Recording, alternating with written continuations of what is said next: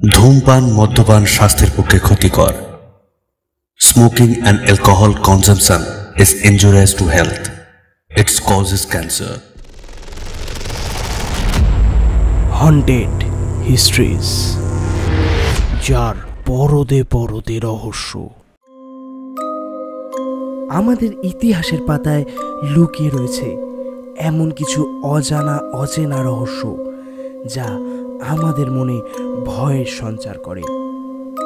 Haunted histories আপনাদের জন্য এনেছে তেমনই কিছু রহস্য রোমাঞ্চে ভরা নানান স্বাদের অলৌকিক সব কাহিনীর সম্ভার।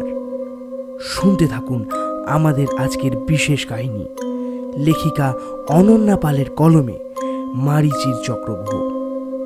গল্পের প্রধান চরিত্রে গল্পের কথক, অন্যান্য চরিত্রে দেবজিৎ, শুভম, স্বরূপ, কৃষ্ণকলি, সুপ্রিয়া, তনুশ্রী, প্রত্যুষা এবং স্বস্তিক। গল্প পাঠে তাজ, গল্পের সূত্রধার দেবজিৎ, আবহ সঙ্গীত ও সম্পাদনায় অঙ্কিত। শুরু হচ্ছে মারিচির চক্রব্যূহ।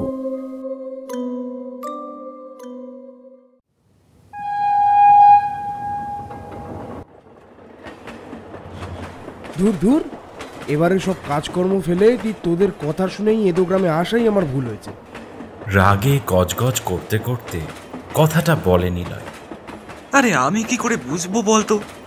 আমাদেরকে কেস খাইয়ে অলোকদা নিজেই কেটে পড়বে। ও তো আমাকে নিজেই বলেছিল এই বনপাহাড়িতেই নাকি সেই প্রাচীন মূর্তি রয়েছে, যা একেবারে অমূল্য। এমন মূর্তি নাকি চোরা বাজারে কোটি কোটি টাকায় বিক্রি হয়। তাই তো তোদের বললাম, কম দামে যখন এমন অ্যান্টিক পিস পাওয়া যায় তবে ক্ষতি কি? কিন্তু এখন বলে কি লাভ? উনি তো কলই রিসিভ করলেন না, আর না পেলাম কম দামে কোনো অ্যান্টিক শোপিস। সব কাজকর্ম ফেলে এত দূরে আসাটাই বেকার হলো।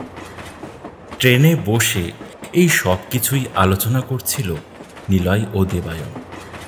ওরা দুজনে সল্টলেক সেক্টর 5-এ একটা বেসরকারি অফিসে চাকরি করে, পেশায় সফটওয়্যার ইঞ্জিনিয়ার। কিন্তু নিলয়ের ছেলেবেলা থেকেই ইতিহাস আর ঐতিহাসিক জিনিসপত্রের প্রতি একটা আলাদা আকর্ষণ কাজ করে। তাই নিজের বেতনের প্রায় অর্ধেক টাকায় ও খরচ করে দেয় নানান অ্যান্টিক জিনিসপত্র কেনার উপরে। বাড়িতে তার জন্য মায়ের কাছে কম বকাঝকা খায় না নিলয়, কিন্তু কোনো কিছুতেই তার এই নেশা কাটে না। রাজস্থানের রত্নতলোয়ার, মেডুসার প্রাচীন চিত্র, রানী ভিক্টোরিয়ার মুদ্রা, রাজা প্রতাপ সামন্তের নানান অস্ত্রসহ বিভিন্ন প্রাচীন সামগ্রীর সমাহার রয়েছে নিলয়ের কালেকশানে। তাই দেবায়নের কাছ থেকে যখন শুনল যে বনপাহাড়ি বলে একটা গ্রামে প্রাচীন কোনো এক মূর্তি অত্যন্ত স্বল্প মূল্যে পাওয়া যাচ্ছে, তখন সে এক মুহূর্ত সময় নষ্ট না করে দেবায়নের সাথে ওই গ্রামে চলে যায়। কিন্তু সমস্যাটা হয়েছে যে যার কাছ থেকে ওদের মূর্তি পাওয়ার কথা ছিল তার সাথে ওরা কোনো রকম কন্ট্যাক্ট করতে পারেনি। শত চেষ্টার পরেও ওরা ফিরে আসছে বনপাহাড়ি থেকে। এমনিতে নিলয় খুব ভালো ছেলে, কিন্তু ওর মনের মতো জিনিস যদি সময় মতো না পায় তবে ওর থেকে খারাপ আর কেউ হয় না। তাই এখন দেবায়নের উপর রাগের বহিঃপ্রকাশ ঘটছে। ওদের এই তর্ক বিতর্কের মাঝে এক বৃদ্ধ ভদ্রলোক হঠাৎ ওদের সামনে এসে উপস্থিত হয়। লোকটির উচ্চতা 6 ফিটের বেশি তো হবেই, আর অদ্ভুত সেই লোকটি এই বৈশাখ মাসের গরমেও সারা শরীর শাল দ্বারা আবৃত করে রেখেছেন। ওদের সামনের একটা ফাঁকা সিট দেখে ভদ্রলোকটি সেখানে বসেন। ফ্যাঁসফ্যাঁসে গলায় ভদ্রলোকটি বলেন, তোমরা কি কোনো সমস্যায় পড়েছ? দেবায়ন ও নিলয় এতক্ষণ নিজেদের কথাবার্তার মধ্যে এতটাই ব্যস্ত ছিল যে কখন ওই ভদ্রলোক ওদের সামনে এসে বসেছেন ওরা লক্ষ্যই করেনি। ওনার কথায় দেবায়ন চমকে ওনার দিকে তাকায় এবং অবাক হয়ে বলে, হ্যাঁ, মানে সামান্য একটা সমস্যা, কিন্তু আপনি এখানে এলেন কখন? এই কিছুক্ষণ হলো। তোমরা নিজেদের কথায় এতটাই মত্ত ছিলে যে আমার উপস্থিতি তোমরা টের পাওনি। সে যাই হোক, কি সমস্যা হয়েছে আমাকে বলতে পারো? সমস্যা বলতে আমি একটা বিশেষ দরকারেই বনপাহাড়িতে গিয়েছিলাম, কিন্তু সেই কাজটা আমার সম্পূর্ণ না হওয়ার জন্যই মেজাজটা একটু খিটখিটে হয়ে রয়েছে। তাছাড়া আর কিছুই নয়। তা সেই সমস্যাটাই তো জানতে চাইছি। হতেও তো পারে যে তোমার সমস্যার সমাধান আমার হাত ধরেই হতে চলেছে। বৃদ্ধ ভদ্রলোকের কথায় নিলয় এবং দেবায়ন দুজনেই সামান্য অবাক হল। একেই এই কাঠফাটা গরমে এরকমভাবে চাদর মুড়ি দিয়ে রেখেছেন উনি, তার উপরে বারংবার ওদের কাছে সমস্যার কথা জানতে চাইছেন। আবার এও বলছেন যে ওদের সমস্যার সমাধান ওনার কাছে আছে। তবে কি ছদ্মবেশে অলোকদা এসেছেন এখানে? নিলয় ফিসফিস করে দেবায়নের কানে বলে, এ দেবু, এ তো সেই অলোকদানন্ত। ইনি পুলিশের ভয়ে এরকম ছদ্মবেশে আমাদের কাছে এসছেন হয়তো। হ্যাঁ, আমারও তাই মনে হচ্ছে, বুঝলি। কিন্তু অলোকদা কি করে জানবে যে আমরা এই ট্রেনে কলকাতায় ফিরছি? এক কাজ করি, একটু জিজ্ঞেস করে দেখি। এই বলে দেবায়ন ওই ভদ্রলোককে চাপা স্বরে জিজ্ঞেস করে, আপনি কি অলোকদা? না, আমি কোনো অলোককে চিনি না। আমি স্নেহাশিস ভট্টাচার্য, হিস্ট্রি প্রফেসর। আসলে সামান্য জ্বর হওয়ার কারণে এই কালো চাদরটা মুড়ি দিয়ে রয়েছি। ও আচ্ছা, ক্ষমা করবেন, আমাদের ভুল হয়েছে। আসলে যার কথা আপনাকে বললাম, অলোকদা অর্থাৎ অলোক বিশ্বাস, ওনার আমাদের একটা জিনিস দেওয়ার কথা ছিল। তার জন্যই সেই সুদূর কলকাতা থেকে এত দূরে আসা। কিন্তু কাল থেকে বারংবার ওনার সাথে যোগাযোগ করার চেষ্টা করেও আমরা কোনো রকমভাবেই ওনার সাথে যোগাযোগ করতে পারিনি। অগত্যা আজ আমরা কলকাতা ফিরে যাচ্ছি। আচ্ছা, বুঝলাম। তা কি জিনিস নিতে এসেছিলে যে কলকাতা থেকে এত দূরে? হ্যাঁ, তোমরা আমার থেকে বয়সে ছোট হবে, তাই তুমি করেই সম্বোধন করছি, কিছু মনে করো না আবার। না, ঠিক আছে, কোনো ব্যাপার না। আসলে ছেলেবেলা থেকেই আমার অ্যান্টিক জিনিসের প্রতি এক অদ্ভুত টান কাজ করে বলতে পারেন। আসলে এই পুরনো জিনিস কেনা, সেগুলোকে কালেকশন করা আমার একটা নেশায় পরিণত হয়েছে আজকাল। আর সেই জন্যই আমি বনপাহাড়িতে এসেছিলাম। ওই অলোকদার কাছ থেকে উনি বলেছিলেন যে আমাকে উনি এক প্রাচীন মূর্তির সন্ধান দেবেন, অর্থাৎ ওনার কাছ থেকে কিনতাম আর কি। কিন্তু অবশেষে ওনার সাথে কোনো রকমভাবেই যোগাযোগ করা হয়ে ওঠে না, যার দরুন বাড়ি ফিরে যাচ্ছি। বাহ, এ তো দারুণ ব্যাপার। আমার চেনা জানা একটা অ্যান্টিক শপ আছে অবশ্য কলকাতা। তোমরা চাইলে সেখানে একবার ভিজিট করতেই পারো। নানান রকমের প্রাচীন সামগ্রী সম্ভার রয়েছে সেটা। আমার ছোট্ট এক্সপিরিয়েন্স থেকে আমি বলবো, সেখানে গেলে তোমরা হতাশ হবে না। বাহ, এ তো দারুণ ব্যাপার। কোথায় আছে সেই দোকানটা? আমাকে ঠিকানাটা দিন, আমি অবশ্যই কলকাতা ফিরে এই দোকানে একবার ভিজিট করতে যাবো। অ্যান্টিকুয়ানা পিরিয়ড ফার্নিচার শপ, দেশবন্ধু মিত্র ময়দানের পাশ দিয়ে যে সরু গলিটা চলে গেছে, সেই গলি ধরে 20 মিনিট হাঁটলে বাম দিকে ওই দোকানটা দেখতে পাবেন।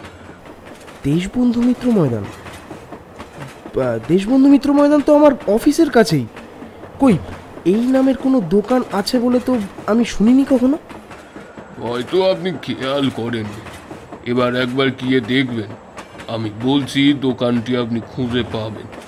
আর তারপর হয়তো এমন কিছু ঘটতে পারে যা হয়তো আপনাদের সাথে যে আপনাদের পুরো জীবনটাকেই বদলে দেবে। মানে কি বললেন ঠিক বুঝলাম না। অ্যান্টিক শোপিস কেনার সাথে ওর জীবন বদলে যাওয়ার কি সম্পর্ক? আরে না, মজা করলাম। সামনে স্টেশনেই আমি নেমে যাব, আবার পরে কখনো দেখা হবে তোমাদের সাথে। তবে চলিনি নয়। কথাটা শেষ হতে না হতেই যেমন হঠাৎ করে লোকটি হাজির হয়েছিল, ঠিক তেমনইভাবেই হঠাৎ করে আবার অদৃশ্য হয়ে যায়। এতদিন অফিসে কাজ করছি, অথচ অ্যান্টিক শপটার হদিশই আমি জানি না। আশ্চর্য। বাড়ি ফিরে কালকে একবার ঢু মারতে হবে, বুঝলি দেবু? একটা চাপা উত্তেজনায় নিলয়ের চোখ দুটি জল জল করে ওঠে। আমার কিন্তু লোকটাকে খুব একটা সুবিধার লাগেনি নিলয়। কেমন যেন রহস্যজনকভাবে কথা বলছিলেন। উফ, বেশি ভাবিস না তো, কাল গিয়ে দেখি না কি হয়।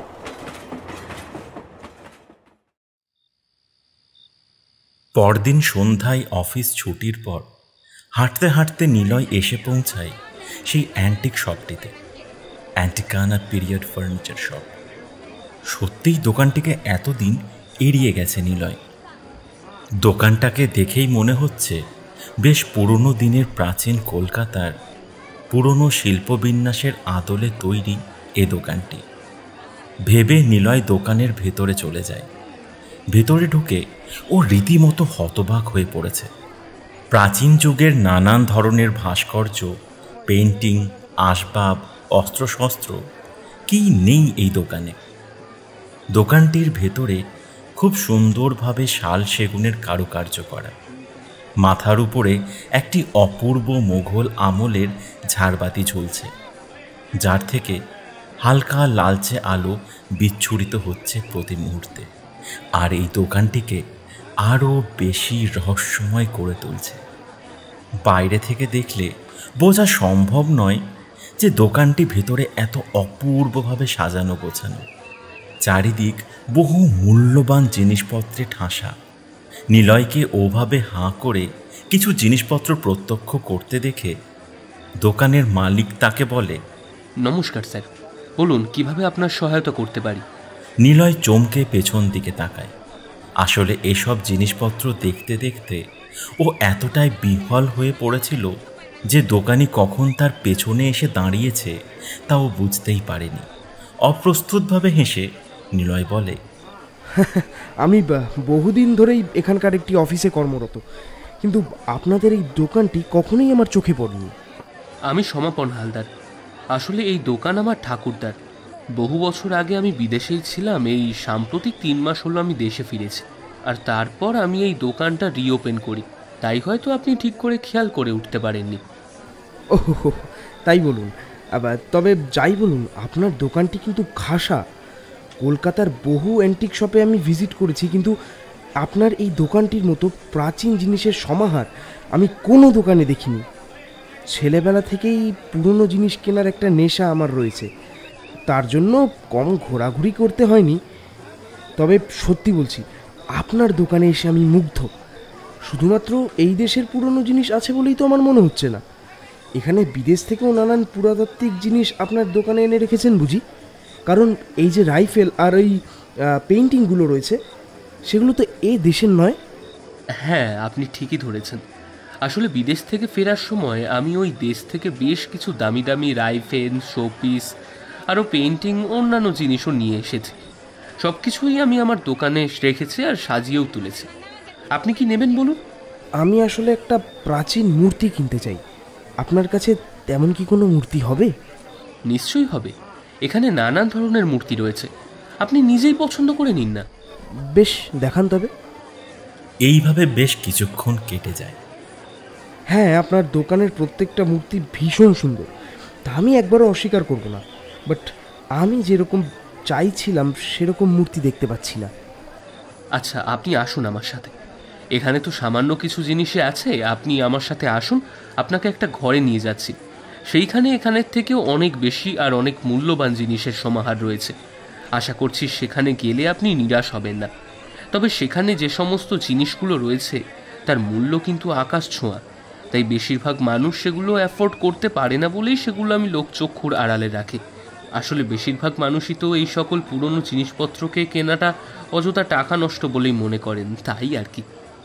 নিলয় নিজেরই এই পুরনো জিনিসপত্র কেনাকাটার জন্য ওর মা ওকে নেহাত কম কথা তো শোনায় না। তিনিও এই সকল কর্মকাণ্ডকে অযথা অর্থের অপচয় বলেই বিবেচনা করেন। আপনি টাকা নিয়ে ভাববেন না, আপনি আমায় নিয়ে চলুন। যদি আমার পছন্দ হয় সেই শোপিস, তবে তার দাম যতই হোক না কেন আমি আপনাকে দেব এবং আমি তা কিনব। তা নিয়ে আপনি ভাববেন না। বেশ, তো আপনি আসুন না আমার সাথে। বেশ কিছু মূর্তি নাড়াচাড়া করার পর একটা মূর্তির দিকে তাকিয়ে নিলয় স্থির হয়ে যায়। মূর্তিটিকে দেখে কোনো ধাতব মূর্তি বলেই মনে হচ্ছে। কাঁচের বক্সের ভেতরে আবদ্ধ করা হয়েছে এই মূর্তিটিকে। হয়তো কোনো দেবী মূর্তি, তবে আর 5টি সাধারণ মূর্তির মতো না, ত্রিমুখ বিশিষ্টা অষ্টভুজা।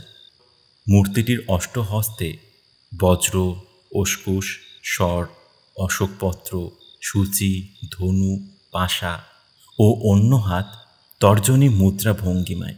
মূর্তিটির মস্তকে বুদ্ধ বিচরণের মূর্তি। সারথি রাহু চালিত সপ্ত শূকর বাহিত রথে প্রত্যালীর ভঙ্গিতে দণ্ডায়মান। দেবীর চারপাশে আরও কয়েকটি ছোট ছোট মূর্তি রয়েছে দণ্ডায়মান অবস্থায়। নিলয় ওই মূর্তিটিকে দেখে সেদিকে নিষ্পলক দৃষ্টিতে চেয়ে থাকে। কোনো এক মায়ায় যেন মুহূর্তেই জড়িয়ে পড়েছে ও ধীর পদক্ষেপে নিলয় এগিয়ে যায় এই মূর্তির সামনে।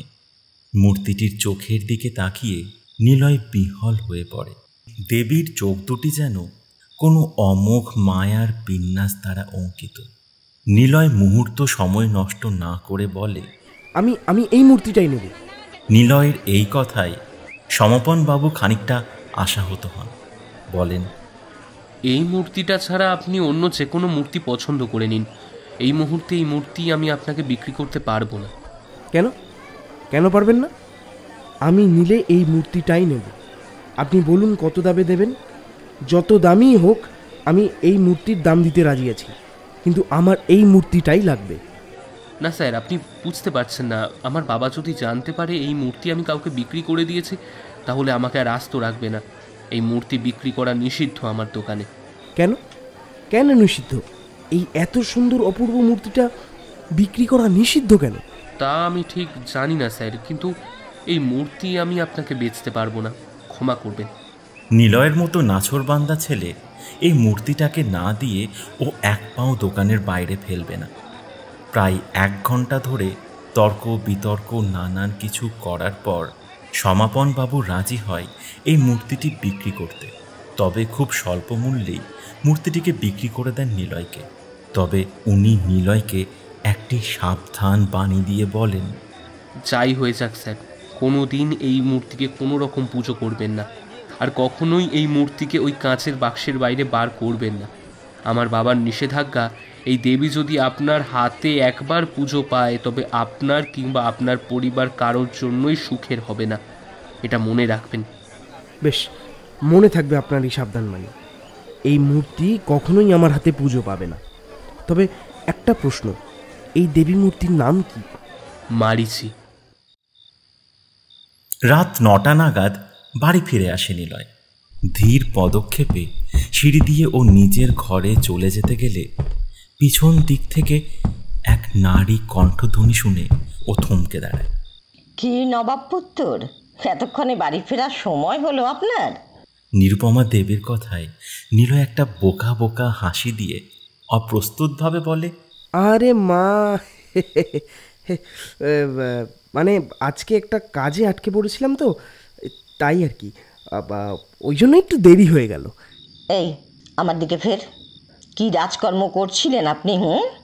আমি দেবুকে কল করেছিলাম, ও তো বললো তুই 6টার আগেই বেরিয়ে গেছিস আর বাড়ি ফিরছিস এখন। হ্যাঁ, ব্যাপারটা কি শুনি? নিলয় মনে মনে বলে, আজকে আমি শেষ। মা যদি আবার দেখে আমি আবার এসব অ্যান্টিক মূর্তি কিনে এনেছি, ব্যাস আর রক্ষে থাকবে না আমার। কি রে, কি বলছি কানে যাচ্ছে না?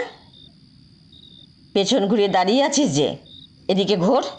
নিলয় ওর মায়ের বকুনি খেয়ে এবার ভয়ে ভয়ে ঘুরে দাঁড়ায় নিরুপমা দেবীর দিকে। এই নীলু, হাতে ওটা কি রে? আবার কি কিনে আনলি? সন্দিহানভাবে কথাটা বলেন নিরুপমা। না মানে ওই একটা মূর্তি কিনলাম। মূর্তি? তুই আবার যে পুরনো দিনের মূর্তিগুলোকে কিনে রেখেছিস, তোকে কতবার বারণ করেছি না এইভাবে টাকা নষ্ট করিস না? একটা বার যদি আমার কথা শুনে ছেলেটা, যেখান থেকে ওটা কিনে এনেছিস সেখানে এক্ষুনি ফিরিয়ে দিয়ে আসবে। এই লাস্ট টাইম মা, আর কিনবো না, প্লিজ প্লিজ, এটা রাখি। মা ছেলের এই কিচিরমিচির শুনে শান্তনুবাবু ঘর থেকে বেরিয়ে আসেন। আরে বাবা, হলোটা কি? আবার দুটোতে মিলে ঝামেলা শুরু করলে তো? তোমার গুণধর ছেলের কাণ্ড কারখানা দেখে আমাকে এমনি চিল্লামিল্লি করতে হয় গো। আবার ওই সব সেকেলে জিনিসপত্রও কিনে এনেছে। এই করে নিজের ঘরটাকে একটা মিউজিয়ামে রূপান্তরিত করেছে তোমার ছেলে। সেদিকে হুঁশ আছে তোমার? যেমন ভাব তেমনি ছেলে। ও, এতক্ষণে বুঝলাম তোমার মাথা গরমের কারণটা কি। নীল তো খারাপ কিছু করেনি। অ্যান্টিক শোপিস এনে বাড়িতে সাজানোটা কি খারাপ? তুমিই বলো। তোমার জেদের কারণে নীল তো আজ ইঞ্জিনিয়ার হয়েছে, কিন্তু ওর মধ্যে থাকা ইতিহাস প্রেমী মানুষটাকে তুমি কি মেরে ফেলতে পারবে? হ্যাঁ, এখন সব দোষ তো আমারই। যা ভালো বোঝো করো তোমরা, আমার আর কি। এসব শুনে ঘর থেকে বেরিয়ে আসে নিলয়ের ছোট বোন তিন্নি। আরে মা, মুড অফ করছো কেন? জানোই তো ছেলেবেলা থেকে দাদা ভাইয়ের এই একটাই নেশা, যত রাজ্যের অ্যান্টিক্স নিজের ঘরে কালেকশন করা। আর এমনিতেই আমার ফ্রেন্ডসরা যখন আসে তখন দাদা ভাইয়ের ওই কালেকশনগুলো দেখে কত সুখ্যাতি করে জানো? তুমি অকারণে দাদা ভাইয়ের ওপর রাগ করছো। হ্যাঁ হ্যাঁ জানি, সব দোষ তো এখন আমারই। আমি কি এমনি এমনি এসব কিনতে বারণ করি? দিন দিন ওই অ্যান্টিক কেনার ঝোঁকটা ওর নেশায় পরিণত হয়েছে। এইভাবে বছরে কত টাকাও নষ্ট করে তোরা জানিস? হিসেব রাখিস কিছুর? আচ্ছা আচ্ছা মা, আমি প্রমিস করছি এইটার পর আর কোনো শোপিস কিনবো না। বাট প্লিজ মা, প্লিজ মা, এটাকে রাখি, প্লিজ ফেরত দেওয়ার কথা বলো না। ঠিক আছে, এটাই লাস্ট টাইম। কিন্তু পরের বছর এরকম কিছু আবার বাড়িয়ে এনেছিস, আমি সেটাকে ফেলে দেব, মনে থাকে যেন। জো হুকুম রানী সাহেবা। নিলয়ের কথায় সবাই হো হো করে হেসে ওঠে। আর নিরুপমা দেবী ছেলের কানটা মুলে দেন। এবারে কি আনলি রে দাদা ভাই? আমি নিজেও ঠিক জানি না রে এটা কিসের মূর্তি, বা কোনো দেবীর বলেই তো মনে হচ্ছে। ভারী অদ্ভুত দেখতে, তাই না? দেবী মূর্তি? কিন্তু তুই তো কখনো এসব দেবদেবীর মূর্তি আনিস না। তবে আনি না এটা ঠিক, বাট এই মূর্তিটার মধ্যে একটা আলাদাই মায়া আছে জানিস তো। বড় মোহময়ী এই দেবী। শেষের কথাটা আবেগের সাথে বলে নিলয়। এই দাদা ভাই, তুই কি আবার ওই মূর্তিটার প্রেমে পড়লি নাকি? রিমিদি যদি সব জানতে পারে না, তোর কিন্তু খবর আছে। সেই তো, খুব পাকা হয়েছো তুমি না? হ্যাঁ, যা পড়তে বস, আমি কিন্তু রাতে পড়া ধরবো। যা আগে। যা তো, তোর সাথে কথাই বলবো না।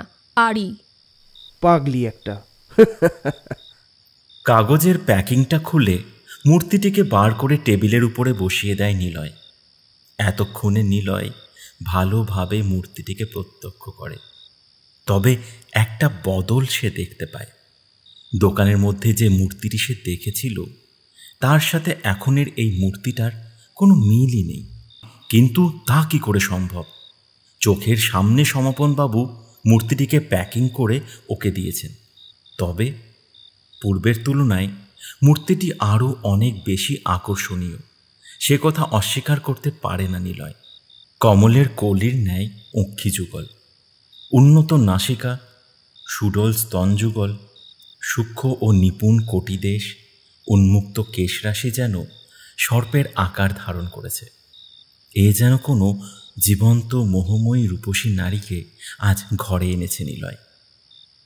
স্বর্গলোকের অপ্সরা মোহিনীরাও বুঝি আজ এই মোহময়ীর রূপের কাছে বিলীন হয়ে পড়বে। পদ্মের উপর উপবিষ্ট অবস্থায় রয়েছেন এই দেবী মারিচি। কিছুতেই নিলয় এই মূর্তির দিক থেকে চোখ ফেরাতে পারে না।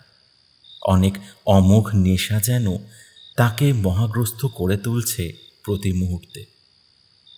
সাথে সাথে এক মিষ্টি সুবাসে ছেয়ে গেছে ওর ঘর, ওর মন, মস্তিষ্ক। সবই যেন এই মোহময়ীর রূপের প্রতি ওকে নেশাগ্রস্ত করে তুলছে। এসব কি হচ্ছে আমার সাথে? এত সুন্দর মিষ্টি সুবাস কোথা থেকেই বা আসছে হঠাৎ করে? না না, আমি তো আজকে রুম স্প্রে ব্যবহার করিনি। তবে নীলু, খেতে আয়। মায়ের চিৎকারে ঘোর কাটে নিলয়ের। দুদিকে মাথাটা ঝাঁকিয়ে ওয়াশরুমে চলে যায় ও। হঠাৎ করেই যেন মাথাটা কেমন ভারী হয়ে উঠেছে সেই মিষ্টি সুবাসে।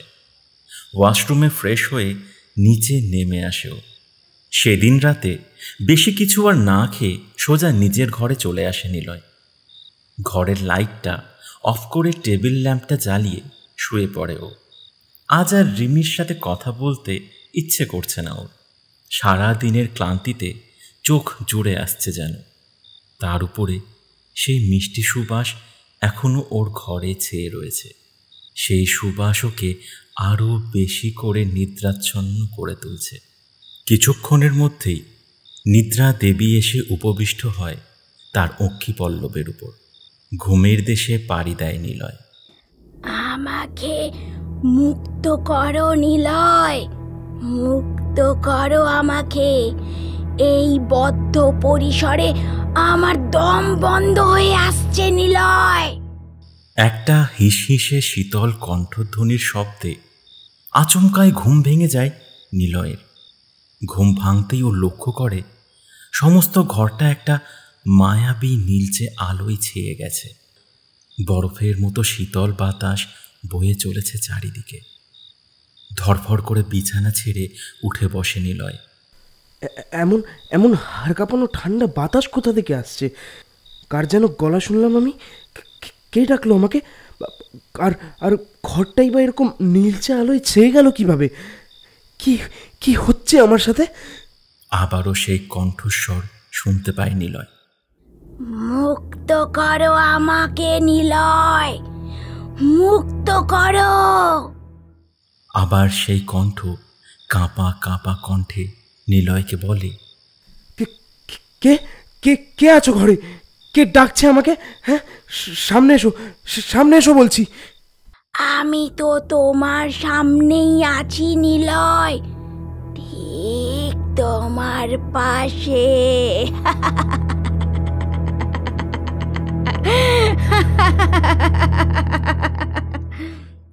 নিলয় চমকে পাশ ফিরে তাকাতে দেখে যে টেবিলের উপর ও মারিচির মূর্তিটা রেখেছিল সেখান থেকেই তীব্রভাবে নীল আলোকরশ্মি বিচ্ছুরিত হচ্ছে। আর ওই শীতল কণ্ঠধ্বনিও ভেসে আসছে ওই মূর্তির কাছ থেকে। কাঁপা কাঁপা পায়ে নিলয় এসে দাঁড়ায় মূর্তিটির সামনে। ও দেখতে পায় যে ওই নীল আলো ওই মূর্তির শরীর থেকে বিচ্ছুরিত হচ্ছে অলৌকিকভাবে। একই ওই মূর্তির মধ্যে থেকে এভাবে এভাবে আলো বিচ্ছুরিত হচ্ছে কিভাবে? আর কণ্ঠধ্বনি, সেটা কি দেবী মুক্তি পেতে চাইছেন? কি হলো নিলয়, কি এত ভাবছো? ভেঙে ফেলো ওই কাঁচের দরজা। মুক্ত করো আমাকে এই বন্ধনী থেকে, আমায় মুক্ত করো। তোমার জীবনের সমস্ত সমস্যার সমাধান করবে আমার মুক্তির দ্বারাই। আমাকে মুক্ত করো, সময় নষ্ট করো না নিলয়, মুক্ত করো আমায়, মুক্ত করো। নিলয় ক্রমশ সেই ডাকে মোহগ্রস্ত হয়ে পড়ছে। সাথে সেই মন মাতানো উগ্র কামিনীর সুবাস ওর মস্তিষ্ককে দুর্বল করে দিচ্ছে ধীরে ধীরে। নিলয় আর বেশি কিছু না ভেবে একটা ভারী হাতুড়ি জোগাড় করে কাচের ঘায়ে একবার জোরে আঘাত করতেই সেটা চূর্ণ বিচূর্ণ হয়ে যায়। কাচের টুকরোগুলি মাটিতে ছড়িয়ে যায় ঝনঝন করে। নিলয় একটা কাপড়ে সে কাচের টুকরোগুলিকে পরিষ্কার করে তারপর মূর্তিটিকে স্পর্শ করে। মূর্তিটির চোখের দিকে তাকাতেই একটা নীলচে রশ্মি তীক্ষ্ণভাবে ওর চোখের ভেতর প্রবেশ করে।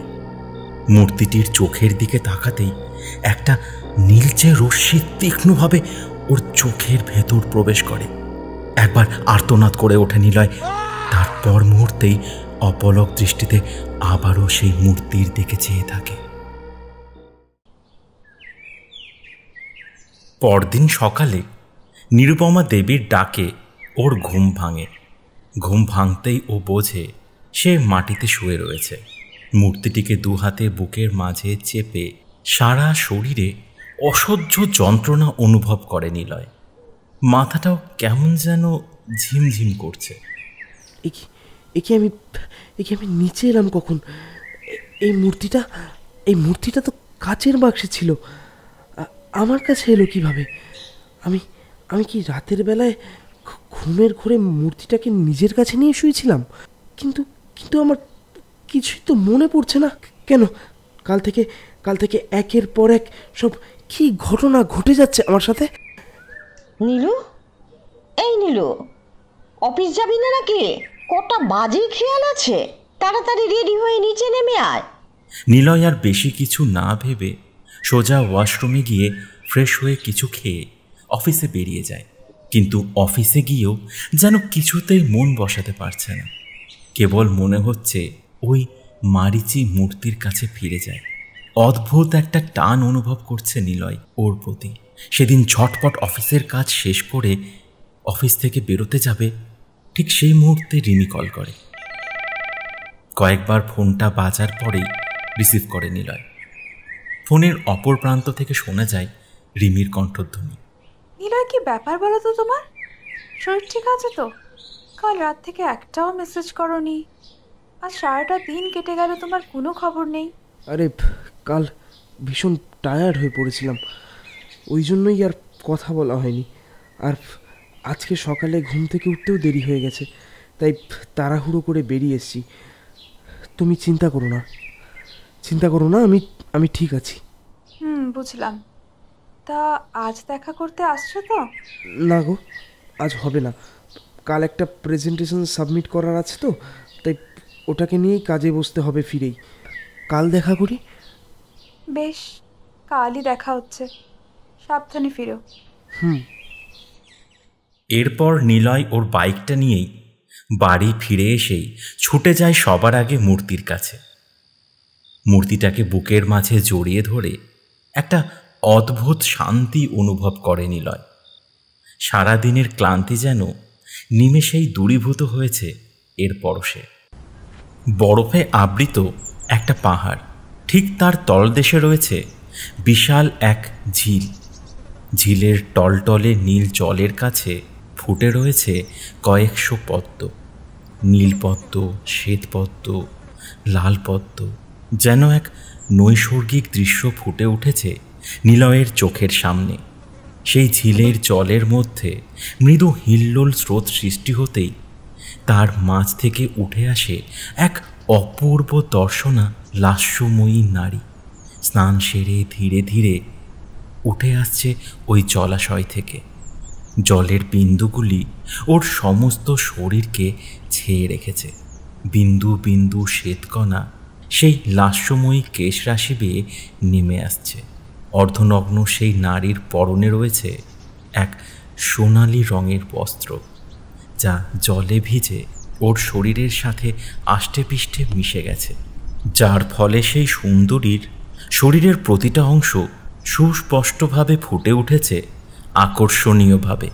সেই নারী যত নিলয়ের সামনে এগিয়ে আসতে শুরু করে, নিলয় প্রত্যক্ষ করে যে এই নারীর চোখের মণি দুটি নীলবর্ণের, যা তার রূপে আলাদা মাধুর্যের সমাগম ঘটিয়েছে।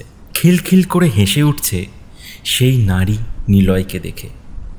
নিলয় যত ওই নারীকে স্পর্শ করে দেখতে যাচ্ছে, ততই সে উড়ন্ত প্রজাপতির ন্যায় অদৃশ্য হয়ে যাচ্ছে। হঠাৎ নিলয়ের কানে আসে মধুর কণ্ঠধ্বনি। আরাধনা করো মোর হে প্রাণনাথ, প্রিয়সী রূপে থাকবো আমি তোমার অন্তরে রাত্রিবাস। জুড়বে সকল জ্বালা, আরাধনা করবে যখন মোরে, উষ্ণ সহিত এ তুষ্ট আমি, অভিষেক করো মোরে তাহাতে। আচমকায় ঘুমটা ভেঙে যায় নিলয়ের। গলদঘর্ম অবস্থায় বিছানায় উঠে বসেও। দেবী মারিচি কি স্বয়ং দেখা দিলেন আমার স্বপ্নে? দেবী আমার হাতে পুজো পেতে চান। আমি কাল কালী দেবীর পুজোর সমস্ত আয়োজন সম্পূর্ণ করব। কিন্তু কি উপায়ে দেবীর পুজো করব?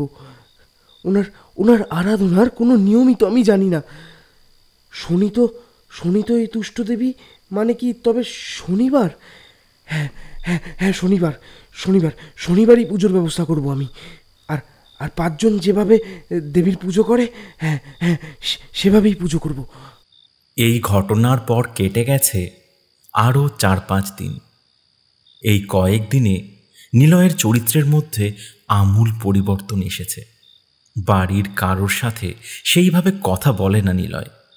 মায়ের সাথে নিত্যদিনের অশান্তি লেগেই আছে। এর মধ্যে একদিন নিরুপমা দেবী ওর ঘরে গিয়ে মূর্তিটি স্পর্শ করেছিল এবং সেই মূর্তির অবয়ব দেখে উনি নিলয়কে বলেন, খুব পরিষ্কার করে শুনে নে নীলু, ওই দেবীর মূর্তি কোনো সাধারণ মূর্তি নয়, এ নিশ্চয় কোনো অপদেবীর মূর্তি। একে বাড়িতে রাখা ঠিক হবে না মোটেই। তুই একে জলে ভাসিয়ে দিয়ে আয়, এতেই আমাদের মঙ্গল। নিলয় এই কথা শোনা মাত্রই রাগে অগ্নিশর্মা হয়ে ওঠে। এক ঝটকায় ও মায়ের কাছ থেকে মূর্তিটি টেনে নেয় নিজের কাছে এবং বলে, আমি এ বাড়িতে যতদিন থাকবো আমার আরাধ্যা দেবীও এই বাড়িতে ততদিনই থাকবে মা। তুমি যদি এই মূর্তিকে আমার হাত থেকে আলাদা করার চেষ্টা করো তবে তবে মনে রাখবে সেই দিনই তোমার ছেলের অন্তিম দিন হবে। এই কথাগুলো বলার সময় নিলয়ের চোখে নীলচে প্রভাব লক্ষ্য করেন নিরুপমা দেবী। এই প্রথমবার নিলয়ের এই রূপ দেখে ভয় পান উনি। এরপর আর বেশি কথা না পারিয়ে কাঁদতে কাঁদতে নিলয়ের ঘর ছেড়ে বেরিয়ে যান নিরুপমা। তাছাড়া বন্ধু বান্ধব কিংবা রিমিকেও আগের মতো সময় দেয় না নিলয়। কোনো না কোনো বাহানা করে আজকাল রিমিকে এড়িয়ে যাচ্ছে নিলয়। রিমির মামার মেয়ের বিয়ে থাকার দরুন এই বিষয়ে বেশি মাথা না ঘামিয়ে ও মেদিনীপুরে চলে যায় 2 সপ্তাহের জন্য।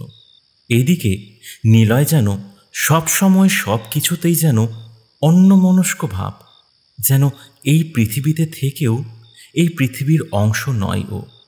অফিসের কাজেও মন বসাতে পারে না আগের মতো। প্রতিটা কাজেই কোনো না কোনো ভুল থেকেই যায়। তার জন্য নিত্য বসের মুখঝামটাও খেয়ে যেতে হচ্ছে ওকে। কিন্তু আজকাল প্রতিটা রাত ওর কাছে বড় মধুর বলেই মনে হয়। প্রতি রাতে মারিচি আসে ওর কাছে। প্রতি রাতে ওরা মেতে ওঠে সঙ্গমে, একে অন্যের মধ্যে মিশে যায় ওরা ধীরে ধীরে। কাল শনিবার, সেই বহু প্রতীক্ষিত দিন। আগতকাল নিজের হাতে দেবীর অর্চনা করবে নিলয়। মারিচি ওকে কথা দিয়েছে পুজোর পরেই এক এক করে সব সমস্যার সমাধান করে দেবে। কিন্তু তার জন্য উষ্ণ রক্তে অভিষিক্ত করতে হবে মারিচিকে। নিলয় শহরের নানান ব্লাড ব্যাংক ঘুরে ঘুরে প্রচুর পরিমাণে রক্ত সংগ্রহ করে এনেছে। আজ মধ্যরাতেই পুজো শুরু করবে ও।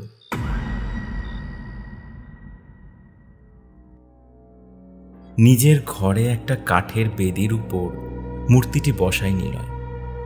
নিজে পরিধান করে রক্তবস্ত্র। নিলয় যেন আজ আর নিজের মধ্যে নেই, ওর উপর যেন কোনো সাধক ভর করেছে। বেদির চারিদিক রক্তজবায় সাজিয়ে তুলেছে। দেবীর সামনে বসানো হয়েছে একটি তাম্রপাত্র। লাল চন্দন দ্বারা অঙ্কিত করা হয়েছে এক ভিন্ন রকম অলকি পাত্রটির গায়ে, যে অলকিটিকে দেখে অনেকটা নরকরটির মতোই লাগছে। দেবীর কণ্ঠে পরানো হয়েছে বেলপত্রের মালা, কপালে দীর্ঘ সিঁদুরের টিপ। ধূপ ধুনায় মোমো করছে পুরো ঘর। দেবীকে নৈবেদ্য হিসাবে প্রদান করা হয়েছে নররক্ত, কাঁচা মাংস, জিওল মাছ, মৃত পশু। নিলয় এবারে মূর্তি অভিষেক ক্রিয়া শুরু করে। দেবীকে প্রথমে প্রদান করা হয় মন্ত্র, তারপর লাল চন্দন, মহিষের দুধ, আর অন্তিমে প্রদান করা হয় উষ্ণ শোণিত রক্ত। এই রক্ত অভিষেকের সময় ঘটে যায় এক অঘটন। আকস্মিকভাবেই নিলয়ের আঙ্গুল কেটে যায় এবং সেখান থেকে রক্তধারা মিশে যায় দেবীর অভিষেকের রক্তের সাথে। এক কথায় নিলয়ের রক্তে অভিষিক্ত হন দেবী। অভিষেক কর্ম সম্পূর্ণ হতেই দেবী মূর্তির মধ্যে পরিবর্তন লক্ষ্য করা যায়। দেবী হয়ে ওঠেন 6টি মস্তকযুক্ত। প্রতিটি মস্তকে রয়েছে 3টি করে চোখ। দেবীর মুখ থেকে বেরিয়ে আসছে বেঁকানো জিভা। দেবীর মুখে ফুটে উঠেছে ক্রুদ্ধ অভিব্যক্তি। দেবীর মস্তকগুলি যথাক্রমে লাল, সবুজ, হলুদ, সাদা এবং সোনালী বর্ণ ধারণ করেছে। দেবীর গলায় রয়েছে নরম মুন্ডের মালা। বাহন রূপে রয়েছে বরাহের দল। দেবীর 12টি হাতে রয়েছে 12টি ভিন্ন অস্ত্র। পরনের বাঘছাল এবং মস্তকে সর্পের মুকুট। ডাকিনী রূপা এই দেবীর নাম উদিয়ানা মারিচি। তিব্বতী বজ্রযান অনুযায়ী তন্ত্রের দেবী ইনি। দেবীর মূর্তি থেকে বিচ্ছুরিত হতে থাকে সোনালী বর্ণের আলোকরশ্মি। বিহ্বল দৃষ্টিতে চেয়ে থাকে দেবীর দিকে নিলয়। মন্ত্রপাঠ করতে থাকে সাধকের ন্যায়। ওম মারিচি ওম স্বাহা, ওম মারিচি ওম স্বাহা। এই ঘটনাটির পর কেটে গেছে আরও 2 দিন। নিলয় এখন আর বাড়িতে খাওয়া দাওয়া করে না। দেবীকে ও যা ভোগরূপে অর্পণ করে তাই নিজেও গ্রহণ করে। মেজাজ সবসময় খিটখিটে হয়ে থাকে আজকাল ওর। কাজে কর্মে মন নেই, সবসময় চঞ্চলতা ঘিরে রয়েছে ওকে। এর মধ্যে তিন্নি কলেজের ট্যুরে আসাম বেড়াতে গেছে। বাড়িতে এখন সদস্য বলতে কেবলমাত্র নিলয়, নিরুপমা দেবী ও শান্তনুবাবু। নিরুপমা দেবী আজকাল ওর ছেলের সাথে সেইভাবে কথা বলেন না। নিলয়ের চোখের দিকে তাকালেই কেমন ভয় করতে থাকে ওনার। চোখ দুটো যেন কেমন রক্তবর্ণ ধারণ করে থাকে সর্বক্ষণ। স্নান খাওয়া ঠিক করে না, কেমন যেন পাগলের মতো অবস্থা করেছে নিজের। একদিন দুপুরে নিলয়ের না থাকার সুযোগে ওর ঘরে প্রবেশ করেন নিরুপমা দেবী। প্রায় 2 সপ্তাহ পর ছেলের ঘরে প্রবেশ করেন উনি। প্রবেশ করা মাত্রই বিকট কটু গন্ধ নাকে আসতেই গা গুলিয়ে ওঠে ওনার। নাকে আঁচলটা চেপে ধরে রুমে প্রবেশ করেন নিরুপমা। এরপর উনি উনার চোখের সামনে যা দেখলেন তা দেখার জন্য উনি একেবারেই প্রস্তুত ছিলেন না। উনি দেখেন সমস্ত ঘর তছনছ হয়ে রয়েছে, নানান স্থানে কালো কালো পশুর বর্জ্য পদার্থের মতো। এই সব জিনিস ছড়িয়ে ছিটিয়ে পড়ে আছে। জানলা বন্ধ, সূর্যের আলোর এতটুকু কণা ভিতরে প্রবেশ করতে পারছে না।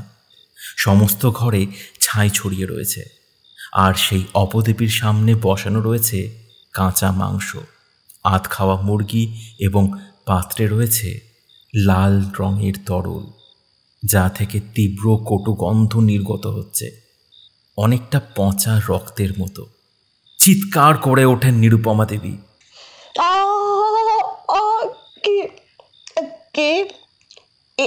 কি সব আমার বাড়িতে? আমার ছেলে এসব এসব কি করছে? হায় ঈশ্বর, কোনো অপদেবতা ভর করলো আমার ছেলের উপর। রক্ষা করো প্রভু, রক্ষা করো আমাদের সকলকে। নিরুপমা দেবীর চিৎকার শুনে ছুটে আসেন ওনার স্বামী শান্তনুবাবু। নিরু, এই নিরু, এইখানে এইভাবে বসে কাঁদছো কেন? কি হয়েছে নিরু? শান্তনুবাবু ওনার স্ত্রীকে বুকে টেনে নেন এবং শান্ত কণ্ঠে বলেন, এই নিরু, কি হয়েছে বলো আমাকে। নিরুপমা দেবী কাঁপা কাঁপা হাতে নিলয়ের ঘরের দিকে ইশারা করেন। নীলু পিশাচ সাধনা করছে গো, পিশাচ সাধনা করছে। কি কি সব আজে বাজে কথা বলছো? আমাদের নীলু বাড়িতে পিশাচ সাধনা করছে? তুমি জানো কি বলছো তুমি? খুব ভালো করেই জানি শান্তনু।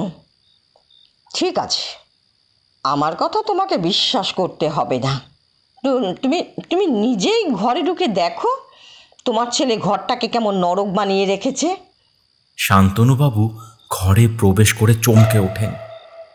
সত্যি এই ঘর কোনো সাধারণ ঘরের মতো আর নেই, যেন সাক্ষাৎ নরকে রূপান্তরিত হয়েছে। উনি চমকে ওঠেন। ওই দেবী মূর্তি দেখে নিরুপমা দেবীকে বলেন, এইসব এসব এসব কি নিরু? নীলু আমাদের চোখের আড়ালে এইসব কি শুরু করেছে? আর এই ভয়াল দর্শন মূর্তিটাই বা কার? এই মূর্তি নিশ্চয়ই কোনো অপদেবতার হবে। শান্তনু, আমাদেরকে এই সব এই মুহূর্তেই বন্ধ করতে হবে। সব কিছুর মূলে এই মূর্তি। এই মূর্তিকে তুমি এক্ষুনি বাড়ির বাইরে ফেলে রেখে এসো। তুমি ঠিক বলেছ নীরু, তুমি ঠিক বলেছ। এই দেবীর জন্যই আমাদের ছেলেটা আজ এমন রকচটা, পাগলের মতো আচরণ করে সব সময়।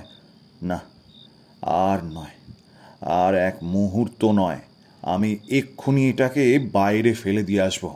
এই বলে শান্তনুবাবু দেবী মূর্তির গায়ে হাত দিতেই হয়ে যায় এক মারাত্মক ভয়াবহ অলৌকিক ঘটনা।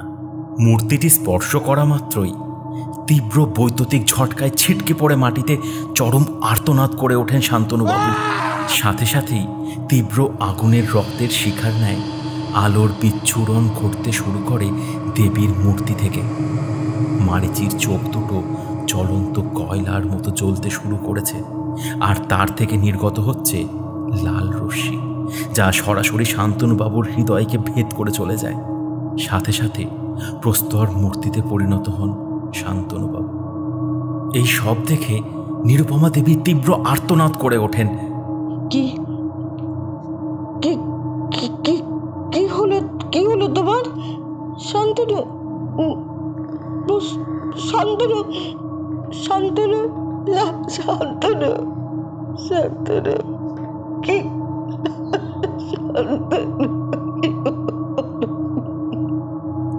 ছুটে স্বামীর কাছে চলে যান উনি। শান্তনুবাবুর গায়ে হাত দিতেই নিরুপমা দেবী বুঝতে পারেন ওনার স্বামীর সারা শরীর প্রস্তরে রূপান্তরিত হয়েছে। নিরুপমা দেবীর কান্নার শব্দের মাঝে শোনা যায় পৈশাচিক অট্টহাসির ধ্বনি। নারী কণ্ঠে কেউ বলতে থাকে,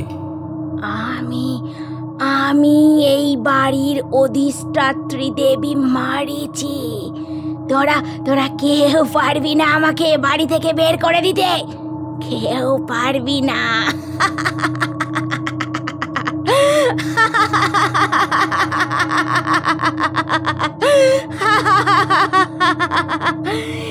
এইভাবেই একে একে সবাইকে শেষ করব আমি, তবেই মিটবে আমার রক্ত তৃষ্ণা, মিটবে আমার রক্ত তৃষ্ণা, বর্ষ পুরনো তৃষ্ণা আমার আজ উঠেছে আজই জেগে। দুষ্ট আমি উষ্ণ শোনিতে কোমল কামিনী রূপে, কখনো আমি শান্তি প্রদায়িনী, কখনো বা বিনাশকারী। ভান্ত্র মতে পুজিছে তোর পুত্র আমাকে, তাই আমি উগ্র পিশাচিনী।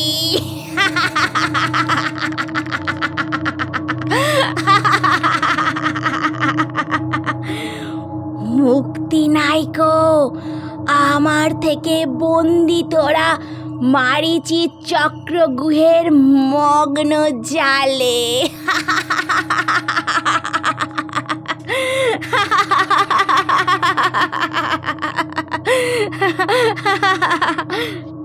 কথাটা শেষ করেই পুনরায় অট্ট হাসিতে ফেটে পড়ে দেবী মারিচি। তার সাথে সাথে ঘরের মধ্যে শুরু হয়ে যায় ধুলোর ঘূর্ণিঝড়, আর শোনা যেতে থাকে শত সহস্র অতৃপ্ত আত্মাদের আর্তনাদ।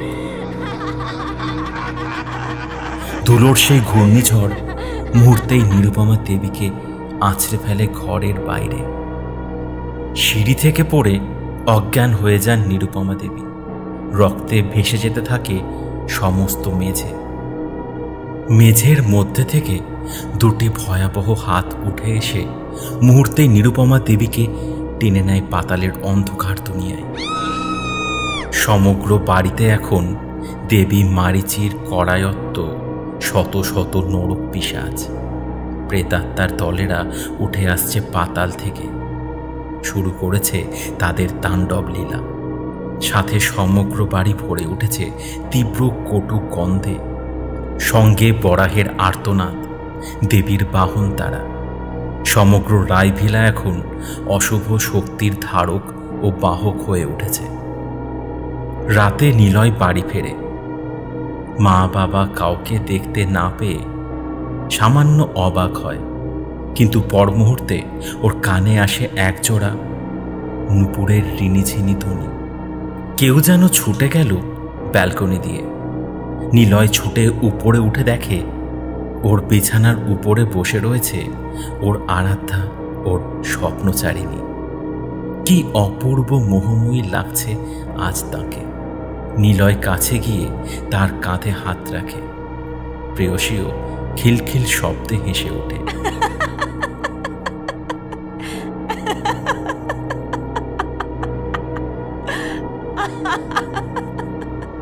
মিলিত হয় ওরা একে অপরের সাথে।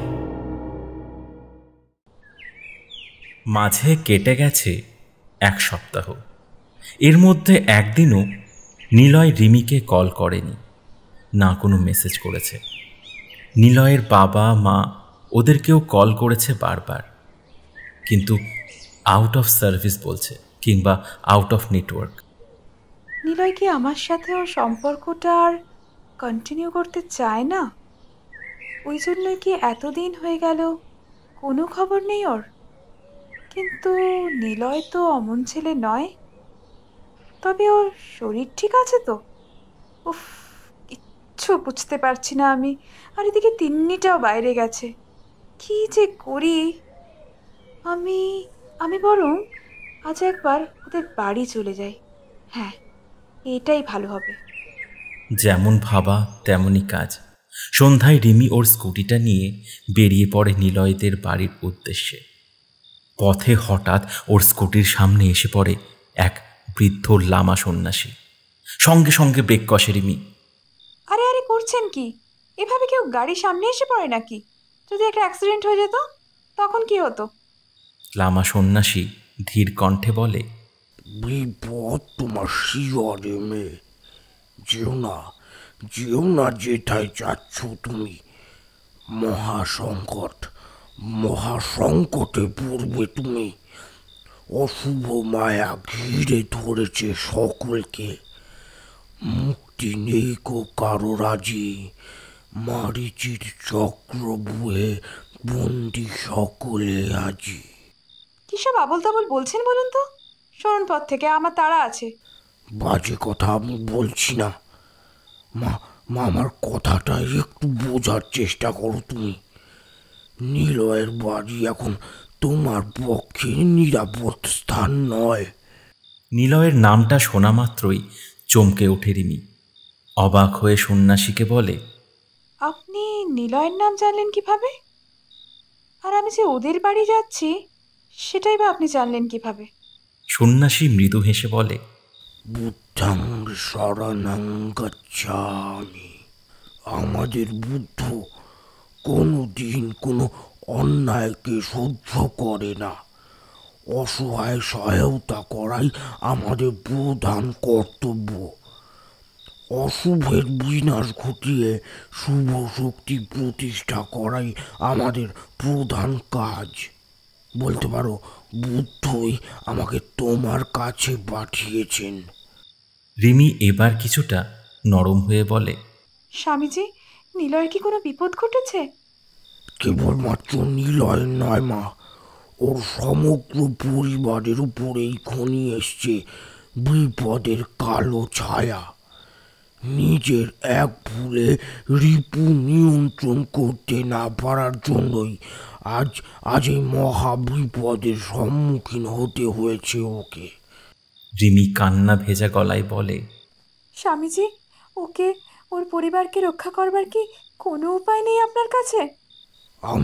আমি কেবল চেষ্টাটুকু করতে পারি মা, কিন্তু আসল কাজ তোমাকেই সম্পূর্ণ করতে হবে। তুমি পারবে সেই কাজ করতে? এতে কিন্তু তোমার জীবন হানিও ঘটতে পারে। আপনি তা নিয়ে ভাববেন না। আমি আমার ভালোবাসাকে রক্ষা করবার জন্য সব কিছু করতে পারি। সবার সাথে লড়াই করতে প্রস্তুত আমি। আপনি শুধু বলুন আমাকে কি করতে হবে। এরপর সন্ন্যাসী উনার হাতে থাকা একটু বটুয়া ব্যাগ থেকে পাথরের তৈরি 2টি ব্রেসলেট রিমির হাতে দেয়। বলেন, এই হস্তবন্ধনী দুটি তোমার কাছে রাখো। একটি তোমার এবং অপরটি নিলয়ের। অ্যামেথিস্ট এবং পুরিনাইট হিলিং রত্ন পাথরের ব্রেসলেট দুটি ধারণের ফলে দেবী মারিচি তোমাদের উপর নিজের মায়া শক্তির বিস্তার করতে পারবে না।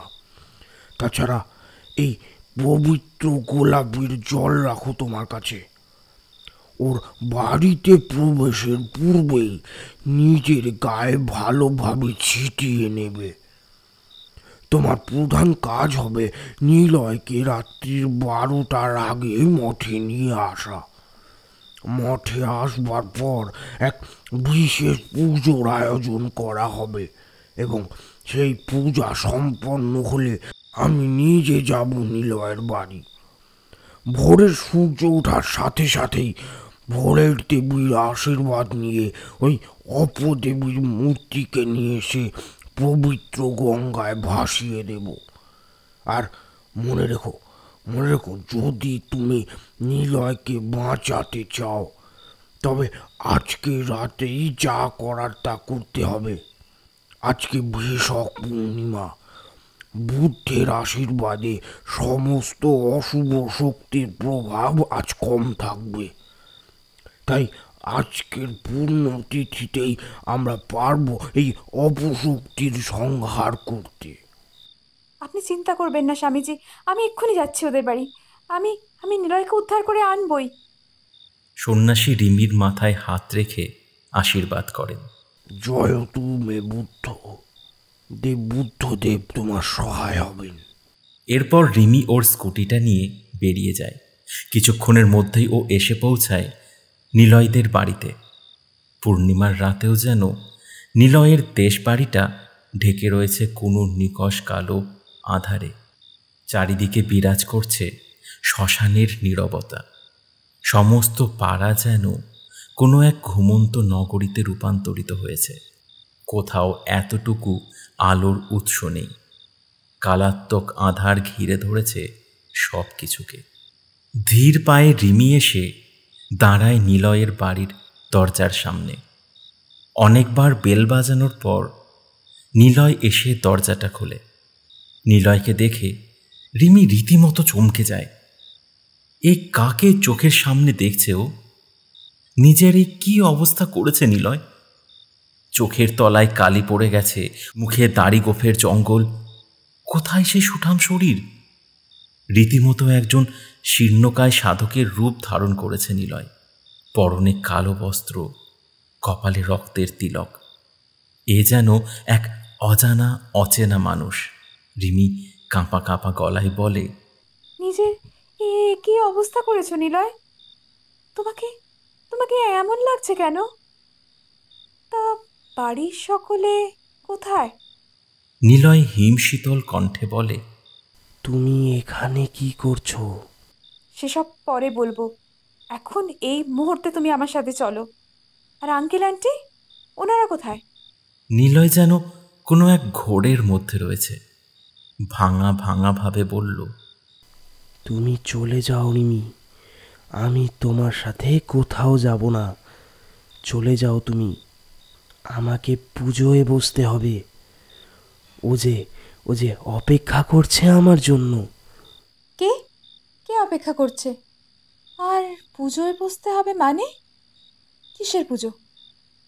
নিলয়, এই নিলয়, তোমার কি হয়েছে গো? বলো না আমায়।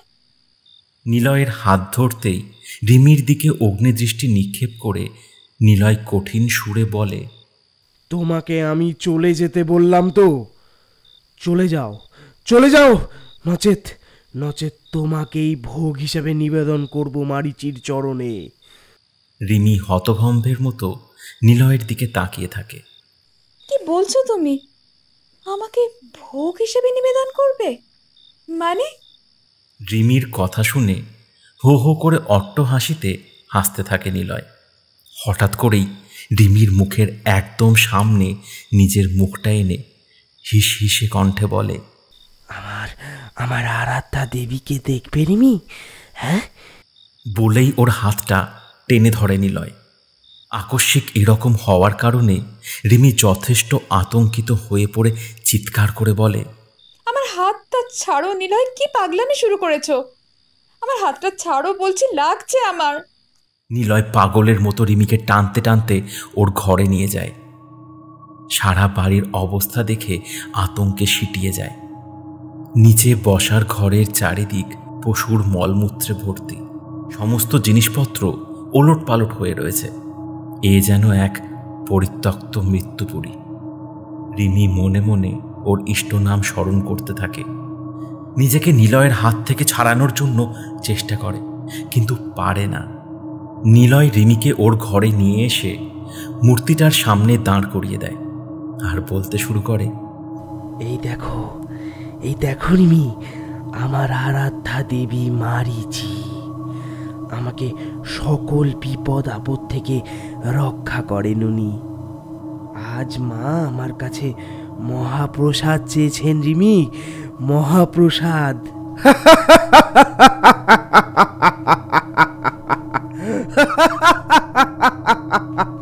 রিমি সেই মূর্তির দিকে একবার তাকাতেই আতঙ্কে শিউরে ওঠে। শির দ্বারা বেয়ে শীতল স্রোত পেয়ে যায় ওর। এই মূর্তিটি যেন কোনো এক নরক পিশাচিনীর রক্ত সিঁদুর মাখানো হয়েছে সারা মূর্তির গায়েতে। রিমি মনে মনে বলে, না, আর এক মুহূর্ত সময় নষ্ট করলে চলবে না। নিলয় সম্পূর্ণরূপে ওই অপদেবীর মোহগ্রস্ত হয়ে রয়েছে। কিন্তু কিন্তু কি করব আমি?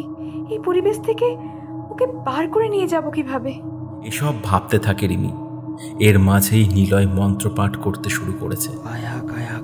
হঠাৎ রিমির মাথায় আসে লামা সন্ন্যাসীর দেওয়া সেই পবিত্র হস্তবন্ধনী ও মন্ত্রপুত জলের কথা। সঙ্গে সঙ্গে ওর ব্যাগ থেকে ওই হস্তবন্ধনী বার করে নিজের হাতে পড়ে নেয় আর সেই মন্ত্রপুত পবিত্র জল ছিটিয়ে দেয় নিলয়ের গায়ে। সঙ্গে সঙ্গে নিলয় আত্মচিৎকার করে ওঠে। রিমি নিজের শরীরেও কিছুটা জল ছিটিয়ে নেয়। সারা ঘর কেঁপে ওঠে। মুহূর্তের মধ্যেই ঘরের মধ্যে থাকা বাল্বগুলি তপতপ করতে শুরু করে। ঘরের মধ্যে শুরু হয়ে যায় ঝড়ের তাণ্ডব লীলা। সমস্ত জিনিস ওলটপালট হয়ে যেতে শুরু করেছে। তার সাথেই ভেসে আসছে অশরীরীদের আর্তনাদ ধ্বনি। রিমি আর এক মুহূর্ত সময় নষ্ট না করে ওর হাতে থাকা দ্বিতীয় হস্তবন্ধনীটি পরিয়ে দেয় নিলয়কে। সঙ্গে সঙ্গে যেন নিলয়ের ঘোরটা কেটে যায়। এ কি রিমি, তুমি এখানে? এসব এসব এসব কি হচ্ছে আমার রুমে? এখন এত কিছু বলার সময় নেই নিলয়। তুমি তুমি এক্ষুনি আমার সাথে চলো, আর এক মুহূর্ত সময় নষ্ট করা যাবে না। কিন্তু নিলয়কে আর কিছু বলার সুযোগ না দিয়ে রিমি ওর হাতটাকে চেপে ধরে দৌড়ে নিচে নামে। ওদের পেছন থেকে ভেসে আসতে থাকে শত সহস্র অশরীরী প্রেতাত্মার চিৎকার। সাথে হিস হিসে কণ্ঠে মারিচি বলতে থাকে, আমার হাত থেকে এত সহজে তোর নিস্তার নেই নিলয়, নিস্তার নেই। তোমাকে আমি ছাড়বো না তোদের। আমার চক্রপুহ থেকে মুক্তি নেই তোদের, মুক্তি নেই।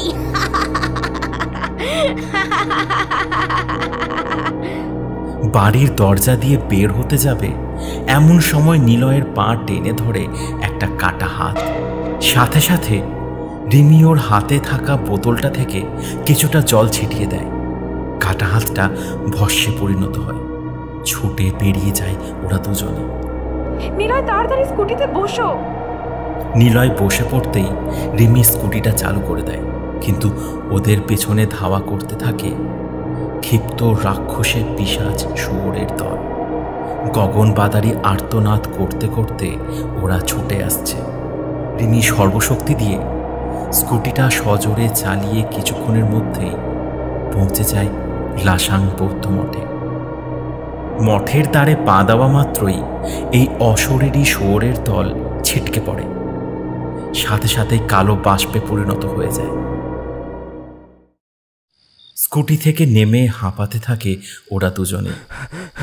নিলয় কাঁপা কাঁপা গলায় বলে, এইসব এইসব কি হচ্ছে রিমি? হ্যাঁ, যা যা যা যা দেখলাম সবই কি সত্যি নাকি নাকি নাকি আমি কোনো দুঃস্বপ্ন দেখছি? সব সত্যি নিলয়। তুমি নিজেও জানো না নিজের অজান্তে তুমি কোন মহা বিপদ রেখে এনেছো। আমি আমি আমি কিচ্ছু বুঝতে পারছি না রিমি, কি হচ্ছে আমার সাথে আমি কিচ্ছু বুঝতে পারছি না। এখানে সময় নষ্ট করে লাভ নেই। এখন রাত্রি 11:30 বাজে। 12টার মধ্যে তোমাকে পুজোয় বসতে হবে, এমনটাই স্বামীজির আদেশ। তবেই ওই অপশক্তির হাত থেকে আমরা সকলে নিস্তার পাব। এই বলে নিলয়কে নিয়ে মাঠের ভেতরে প্রবেশ করে। ওদেরকে দেখে করব গৃহের ভেতর থেকে বেরিয়ে আসেন লামা সন্ন্যাসী তুয়াংশু। বলেন, ঈশ্বর পরম মঙ্গলময়, তোমরা যে শেষ পর্যন্ত এখানে এসে পৌঁছতে পেরেছ এই অনেক। নিলয়, নিলয় তুমি আমার সাথে এসো, তোমার পবিত্রকরণ ক্রিয়া শুরু করতে হবে। এতদিন ওই অপশক্তির সাথে থাকতে থাকতে তোমার মধ্যেও শুভ শক্তির প্রভাব বৃদ্ধি পেয়েছে। তোমার শুদ্ধিকরণ না হওয়া পর্যন্ত এই পুজোয় তুমি বসতে পারবে না। বেশ কয়েকজন সন্ন্যাসীরা মিলে নিলয়কে নিয়ে যায় পবিত্র স্নানকক্ষে। শুদ্ধিকরণ ক্রিয়া সম্পূর্ণ হওয়ার পর নিলয়কে নিয়ে বসানো হয় পুজোতে। রাত 12টা থেকে শুরু করা হয় এক বিশেষ পূজার। সারা মঠ মেতে ওঠে ঘণ্টার ধ্বনি ও ধূপধুনোর সুগন্ধে। বুদ্ধের মূর্তির সামনে বসানো হয়েছে এক দেবী মূর্তিকে, দশভুজা সীতা মারিচি। দেবী পঞ্চমস্তক দশভুজা চতুর্পদ বিশিষ্ট। এই দেবীর পায়ের কাছে রয়েছেন শিব, বিষ্ণু ও ব্রহ্মা। রথের উপর উপবিষ্ট হয়ে রয়েছেন দেবী। সে রথ টেনে নিয়ে যাচ্ছে 7টি সোনালী বরাহ। সমস্ত অশুভ শক্তির বিনাশ ঘটিয়ে শুভ শক্তির প্রতীক হয়ে উঠেছেন এই দেবী। ভোরের সূর্যকিরণের প্রথম রশ্মি এসে পড়ে দেবীর মূর্তির উপর এবং দেবীর কপালের ত্রিনয়ন থেকে নির্গত হয় সোনালী আলোক রশ্মি। তা সরাসরি গিয়ে পড়ে দেবীর মূর্তির সামনে রাখা 4টি লৌহ শলাকার উপর এবং একটি রক্তবস্ত্রের উপর। ভোরের আলো ফোটার সাথে সাথেই ভোরের দেবীর পূজা সম্পন্ন হয়। ভোরের দেবী মারিচির আশীর্বাদ লাভ করেছ তোমরা। আমাদের পুজোয় সন্তুষ্ট হয়েছেন দেবী। এই 4টি শালকা তোমাদের বাড়ির চতুর্দিকে পুঁতে দেব আমি, আর রক্ত বস্তুটি দ্বারা ওই অপদেবীকে আবৃত করে পবিত্র গঙ্গায় অর্পণ করতে হবে। তবে শেষ হবে এই ধ্বংসলীলা। কিন্তু গুরুদেব, আপনি এই দেবীর নাম বললেন মারিচি, আবার আমার গৃহে যে দেবী প্রতিষ্ঠিত রয়েছেন ওনার নামও তো মারিচি। তবে এনাদের মধ্যে পার্থক্য কোথায়? সমনিলয়, তিব্বতী মহাযানতন্ত্র অনুসারে এই দেবীর 6টি রূপ রয়েছে। তার মধ্যে রয়েছে তার পৈশাচিক রূপও। দেবীর প্রথম রূপ অশোকাকান্ত মারিচি, দ্বিতীয় রূপ আর্য মারিচি, তৃতীয় অষ্টভুজা পিতা মারিচি, চতুর্থ উভয় বরাহ ননন মারিচি, পঞ্চম দশভুজা সীতা মারিচি এবং অন্তিম এবং ষষ্ঠ রূপ উদিয়ানা মারিচি। এই রূপটি দেবীর ভয়ালো পৈশাচিক রূপ, আর তুমি সেই রূপেরই আরাধনা করেছ।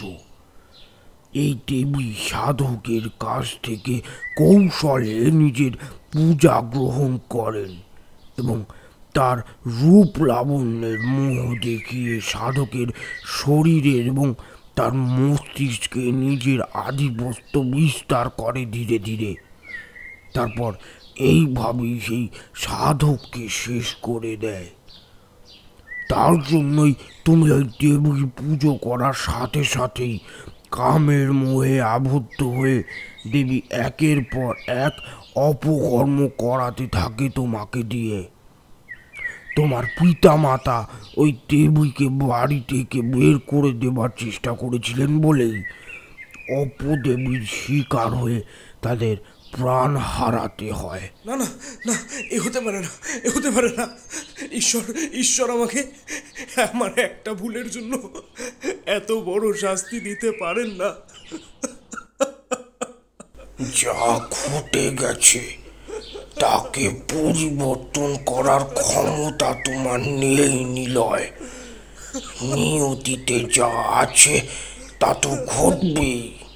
চোখের কোণা থেকে অঝোর ধারায় জল পড়তে থাকে নিলয়ের। ধরা গলায় বলে, আজ আজ আজ কেবলমাত্র আমার জন্য আমার বাবা মাকে শেষ হয়ে যেতে হলো রিমি। শুধুমাত্র আমার ভুলের জন্য সমস্ত সংসারটা তছনছ হয়ে গেল রিমি। রিমি ওকে সান্ত্বনা দেওয়ার চেষ্টা করে বলে, আঙ্কেল আন্টিকে তো আমরা আর ফেরাতে পারবো না, কিন্তু যে আছে তিন্নি, ওর মুখের দিকে তাকিয়ে তোমাকে যে শক্ত হতেই হবে নিলয়। ওই অপদেবীর সমস্ত খেলা আজই শেষ হবে। পবিত্র গঙ্গার বুকে সমাধিস্থ হবে চিরকালের জন্য। এরপর নিলয়ের বাড়িতে যান তুয়ান ও তার সহযোগীরা। বাড়ির চারিদিকে অর্থাৎ উত্তর, দক্ষিণ, পূর্ব ও পশ্চিম কোণায় ওই লৌহ শলাকা স্থাপন করা হয়। ওই মূর্তিকে লাল বস্ত্র দ্বারা আবৃত করে নিক্ষেপ করা হয় পবিত্র গঙ্গার বুকে। চিরকালের জন্য মুক্তি পায় নিলয় ও তার পরিবার।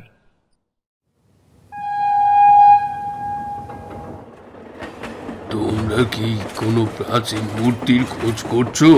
ট্রেনে হঠাৎ এক বৃদ্ধ ভদ্রলোকের মুখে কথাটা শুনে চমকে পেছনে ঘুরে তাকায় নববিবাহিত এক দম্পতি, সুজয় নীল ও সাগরিকা। আবারও কি শুরু হবে নতুন মরণ খেলা?